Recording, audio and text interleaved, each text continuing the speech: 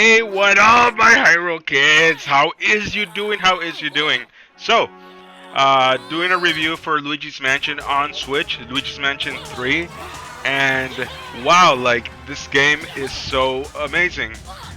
No joke, no joke. I didn't get this game on launch. I played the first Luigi's Mansion, loved it. I played it on Gamecube when I was younger, and I thought it was pretty good. You know, like I enjoyed it. I think I beat it in one day because honestly, if you ever played it, like it's not a long game.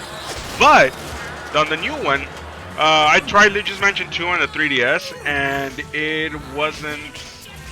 It was alright. It wasn't the best. I did enjoy it. I did beat it.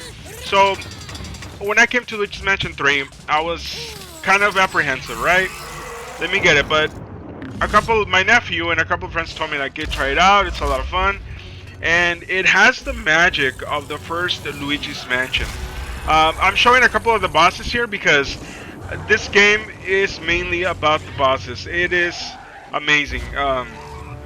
There's just so much to do. There's so much secrets. So, graphics wise, I was blown away whenever you start watching Luigi and you start seeing his clothes. You start seeing the actual stitching of his clothes, and you're like, whoa, like what the heck, bro? Like, bruh, it is. You could tell right away that you could see the stitching, and completely blown away. So, the bosses.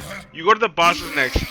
The bosses are insane. Like you're watching the Tyrannosaurus Rex, now you're watching the Caveman. They are very creative. There's a couple of bosses. One in particular that I loved was a gym boss, and you fight him in the pool.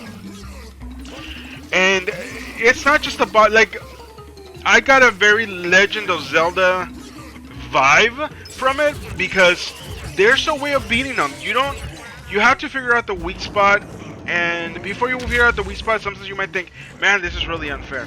And what's really good is that after a while in the game, there are a couple of things you can do. You can upgrade your weapon, and that happens throughout the game, and also you can get extra lives. And by getting the extra lives, you basically you get bones, and you buy the bones from Dr. Egad, which is like the best character in the world, and should be in more Nintendo games because Egad is a shiznit.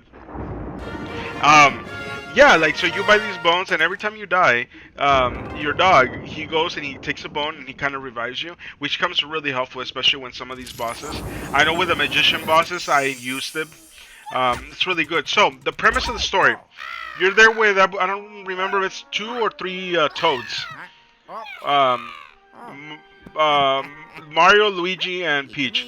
And the 3 toads, Mario and Peach, they get kidnapped and they get put into paintings. Again, going back to the premise of the first Luigi's Mansion, and they get put into paintings. So you have this special thing where you shine on them and you actually come back to real life. And the whole game, it's a hotel this time. It's not different little mansions. It's not one big mansion. It's a hotel. So every time that you go in, you try to find. The first thing that happens is on the hotel, the elevator, all the keys get separated away. So you gotta go in and you gotta find the actual buttons. So as you fight bosses, you start unlocking these, and sometimes you have to go back and you notice that there's some areas in certain levels that you can't access, and you're just like, well, how the hell do I access these? But as you go in, very kind of Metroid-ish, in a way where you don't have this power until later, and then once you have this power, then you realize, a light switch hits. I can go back and I can access that area, and accessing that area is part of the fun. There's also a character named Guiji. Guiji is this thing that comes out of your. You can see him right here. And see, Guiji can actually go through stuff, so you can see the arrows aren't hitting him. Guiji is really good when it comes to going through cages, when it comes to falling through sinks, going through tunnels. For right now, for example, you saw that Guiji is holding onto a rope while Luigi is actually heading up the ladder. And you use them both. It's a very cool mechanic how you end up using them both in order to figure out the issues. But overall, Man, this game is a lot of fun.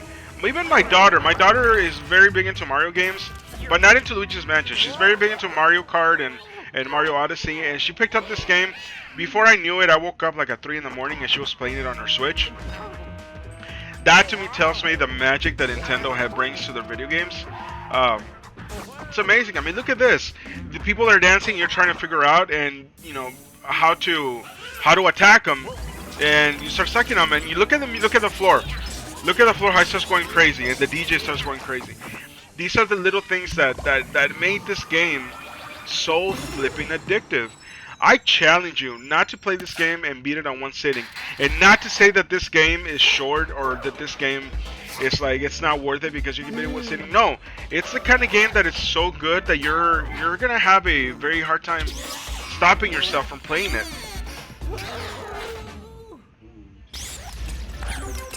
So like you can see, a lot of these bosses again, you gotta figure out. It's like Zelda. You gotta figure out what are the weak spots. What do they do? How do I get them? And here I'm trying to, obviously I don't know yet how to beat it, so I'm trying to figure out how to beat it. I think at one point here I die and I forgot the dog's name, but the dog comes and I have a bone, so I have 3 bones. So the dog comes and revives me, which is fun. It's a complete godsend because some of these bosses are pretty stinking hard. But there's also booze that you gotta collect, and you can buy these little sensors that let you know where the boosts are. So if you want to 100% this game, it's a game that will take you more hours if you definitely want to 100% it. There's about 6 gems in every floor, and the gems are hidden so well that when you find them, you're like, duh, I should have known they were there. But once you find them, you're like, wow, like I feel dumb for not finding them. But yeah, so you have gems, you have the booze. And then you have gem finders, you have the boo finders, and then plus you're able to upgrade your poltergust to a thing that'll suck up everything like crazy. And yeah, so I highly recommend this game. I had tons of fun with it, and now that I graduated school and I have my bachelor's, you're gonna see me a lot. You're gonna see me streaming a lot more on YouTube. You're gonna see me playing a lot more video games. How about a couple more reviews that I got going on? Because now that I have a lot of time, I'm super excited.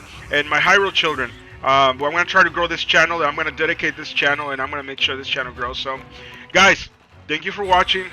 I really hope you enjoyed this review. God bless you. I love you guys. Shh.